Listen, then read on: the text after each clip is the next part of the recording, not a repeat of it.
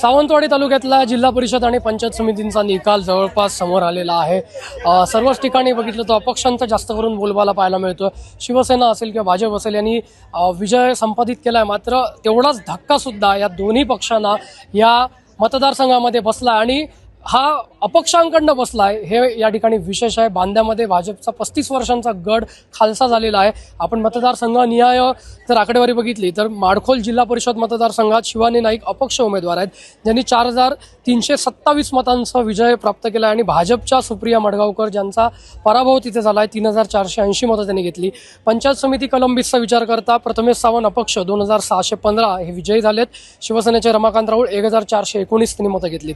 माडखोलमधनं अवनी राऊळ अपक्ष यांनी 1920 मतं घेत ते विजयी झालेत, तर भाजपच्या अनिता राऊळ 1216 मतं त्यांनी तिथे घेतलेली आहे। या ठिकाणी कोलगाव जिल्हा परिषद मतदारसंघाचा जर विचार केला तर मायकल डिसोजा जे अपक्ष उमेदवार आहेत त्यांनी 4214 मतं घेत विजय संपादन केलाय। भाजपच्या महेश सारंग यांचा तिथे पराभव झालाय, त्यांनी 3878 मतं घेतली, जवळपास 336 लीड या ठिकाणी अपक्ष उमेदवाराने घेतलाय। कोलगाव पंचायत समितीचा विचार केला तर शिवसेनेच्या प्रणाली टिळवे 1913 मतं घेत त्या ठिकाणी विजयी झाल्यात, तर संध्या हळदणकर भाजप 1802 मतं त्यांनी घेत त्या ठिकाणी त्यांचा पराभव झालेला पाहायला मिळतोय। खारुडे पंचायत समितीतनं प्राजक्ता केळुसकर भाजपच्या 1560 मतं घेत विजयी झालेले आहेत, अपक्ष उमेदवार त्यांच्या समोर होते। तवडे जिल्हा परिषद मतदारसंघात भाजपच्या संदीप गावडेंनी चक्रव्यूह भेदत 4381 मतं घेत विजय प्राप्त केलेला आहे। तिथे उबाटा शिवसेनेचे रुपेश राऊळ यांना 3855 मतं पडलीत आणि त्यांचा पराभव तिथे झालाय। तवडे पंचायत समिती मतदारसंघ जिथनं सभापती ठरणार आहे तिथे महायुतीच्या म्हणजे शिवसेनेच्या सुस्मिता जाधव विजयी झाल्या, 2611 मतं त्यांनी प्राप्त करत विजय संपादन केलाय। मळगावमध्ये भाजपचे गौरव मुळीक हे 2846 मतं घेत विजयी झालेत, तर शिवसेनेच्या उबाटाच्या पांडुरंग राऊळ यांना 2014 मतं तिथे पडलीत।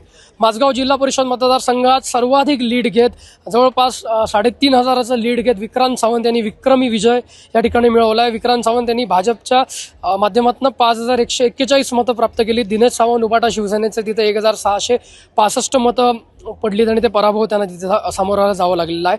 भाजप पंचायत समितीमध्ये माझगाव पंचायत समितीमध्ये भाजपला पराभव स्वीकारावा लागला। रुपेश बिर्जे 1052 मतं पडली, तर अपक्ष जितेंद्र गावकर यांची रिक्षा तिथे सुसाट निघाली, 2023 मतं तिने घेत मोठा विजय तिथे संपादित केलाय।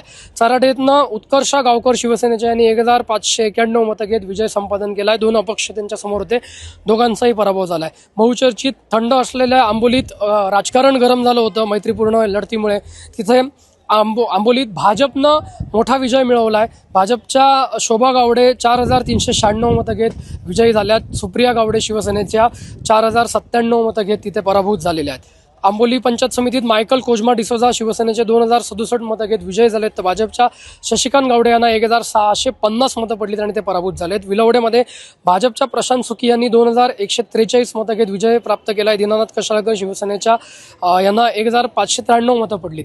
इन्सुलीमध्ये शिवसेनेला मोठा धक्का मिळाला, अपक्ष नितीन राऊळ यांनी 3864 मतं तब्बल घेतली आणि विजय संपादित केलाय। झेवियर फर्नांडिस जे शिवसेनेचे होते त्यांना 2760 मतं तिथे पडली, तर अपक्ष स्वागत नाटेकर यांनी 529 मतं घेतली। पंचायत समिती इन्सुलीमध्ये शिवसेनेच्या रामचंद्र चरटकर यांना 805 मतं, भाजपच्या विठ्ठल पालव यांना 971 मतं, योगेश किणी अपक्षांना 402, तर अपक्ष सदाशिव राणे 1854 मतं घेत तिथनं विजयी झालेत। शेरलेतनं बिनविरोध भाजपचे महेश दुरी ठरलेले पाहायला मिळतात। मळेवाडची पुन्हा एकदा रिकाउंटिंग इथे सुरू आहे, मात्र प्रियांका नारोजी शिवसेना यांना 3846, भाजपच्या अपर्णा सातोसकर 4569 विजयी झालेले आहेत, तर सानिका शेवडे अपक्ष 245 आहेत। मळेवाड पंचायत समिती धनश्री मराठे भाजप 2645 विजयी ठरले आहेत। मनीषा गोवेकर उबाटा 885, तेजल मुळीक शिवसेना 879 मतं तिथे प्राप्त झाली, विजयी धनश्री मराठी ठरलेले आहेत। नावेलीतनं रमेश निर्गुण अपक्ष 95, अष्टविनायक दाऊसकर भाजप 1581, शरद दाऊसकर शिवसेना 1855 विजयी ठरलेले आहेत। पुन्हा एकदा या तिघांसाठी रिकाउंटिंग इथे सुरू आहे। आरोंदा जिल्हा परिषद मतदारसंघाचा विचार करता शिवसेनेचे सुधीर कौठणकर यांनी गड राखलाय, 3386 मतं घेत ते विजयी झाले। शर्वाणी गावकर अपक्ष यांना 2345 मतं या ठिकाणी पडली। सिद्धेश नाईक यांनी 2096 अपक्ष मतं त्यांनी मिळवलेली आहेत। पंचायत समिती सातारा शेखर दिगंबर मांजरेकर शिवसेना 1247, तर उदय पारिपत्य उभाटा शिवसेना 1681. उभाटाने मोठा विजय हा तालुक्यात या ठिकाणी मिळवलेला पाहायला मिळतो. एकमेव विजय हा उभाटा आणि शिवसेनेचा जिल्हा परिषदेला एकमेव पाहायला मिळतोय.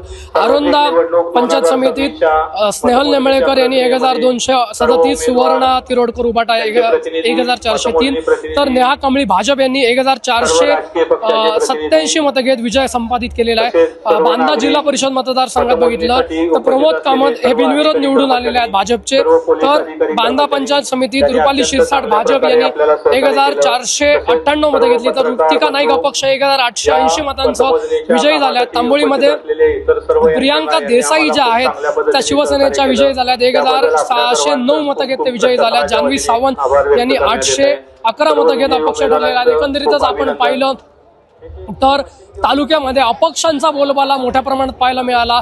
भाजपच्या बंडखोर अपक्षांनी भाजप आणि शिवसेनेच्या अधिकृत उमेदवारांचा पराभव काही ठिकाणी केलेला पाहायला मिळतोय. त्यामुळे निश्चितपणे अपक्षांच्या मागे असणारी शक्ती कोण हा देखील एक या निमित्तानं असणारा संशोधनाचा विषय असल्याचं पाहायला मिळतं. कारण कोलगावच्या मायकल डिसोजांनी आपल्या विजयाचा श्रेय आपल्या वडिलांना आणि भाजपच्या प्रदेशाध्यक्ष रवींद्र चव्हाणांना दिलेला आहे. भाजपचे अधिकृत उमेदवार महायुतीचे अधिकृत उमेदवार म्हणून तिथे महेश सारंग होते आणि त्यांचा तिथे पराभव झालेला आहे. अशीच काहीशी परिस्थिती इतर मतदारसंघात पाहायला मिळते. शिवसेनेनं लढलेल्या 4 जिल्हा परिषदांपैकी केवळ एका जिल्हा परिषद मतदारसंघात त्यांना यश प्राप्त करता आलंय. संजू परब यांचा होमग्राऊंड तिथे होतं. मडुरा गाव आणि आरोंदा जिल्हा परिषद मतदारसंघ हा जॉईंट होता आणि तिथे शिवसेनेनं आपला गड राखला. इतर ठिकाणी त्यांचं पानिपत जरी झालं असलं, दीपक केसरकर यांना मोठा धक्का जरी मिळाला असला तरी एक जिल्हा परिषद त्यांनी राखली. त्याचबरोबर सभापती पद ज्या कवडे जिल्हा परिषद मतदारसंघातल्या पंचायत समिती मतदारसंघातनं होतं तिकडनं शिवसेनेनं आपला गड राखत सभापती पद शिवसेनेनं आपल्याकडे राखण्यात यश मिळवलेलं पाहायला मिळतं. एकंदरीत सगळंच बघता अपक्षांचा मोठा दबदबा हा सावंतवाडी तालुक्यात पाहायला मिळतोय. आता हे अपक्ष काही भाजपचे आहेत, काही ठिकाणी शिवसेनेचे अपक्ष राहिले होते जे बंडखोर होते. त्यातले बहुतांश बघता भाजप पक्षात गेलेले किंवा भाजपमध्ये गेलेले बंडखोर अपक्ष उमेदवार विजयी झालेले आहेत. त्यांची हकालपट्टी सुद्धा पक्षातनं काही जणांची मागच्या वेळी करण्यात आली होती निवडणुकीच्या दरम्यान. त्यामुळे आता हे उमेदवार कोणत्या पक्षाची साथ घेतात, भाजप बरोबर जातात की भाजपच्या बाहेर राहणं पसंत करतात हे पाहणं औत्सुक्याचं ठरणार आहे. मात्र सावंतवाडीत म्हणायला गेलं तर शिवसेना आणि भाजप या महायुतीला मोठा धक्का बसलेला पाहायला मिळतो. ज्या बांद्यामध्ये 35 वर्ष भाजपनं आपला गड राखला होता त्या बांद्यामध्ये भाजपला पंचायत समितीत धूळ चारलेली आहे अपक्ष उमेदवारानं. एकंदरीतच बघता अपक्षांचा मोठा विजय, अपक्षांचा मोठा दबदबा या ठिकाणी पाहायला मिळतो. त्यामुळे हा अपक्षांच्या मागे कोण, ती अदृश्य शक्ती कोणाची, हाच प्रश्न या निमित्तानं उपस्थित होताना पाहायला मिळतोय. याच प्रश्नाची चर्चा संपूर्ण राजकीय वर्तुळात पाहायला मिळत आहे. Video journalist साहिलसह Vinayak Gawas, Konkan 7 live, Sawantwadi.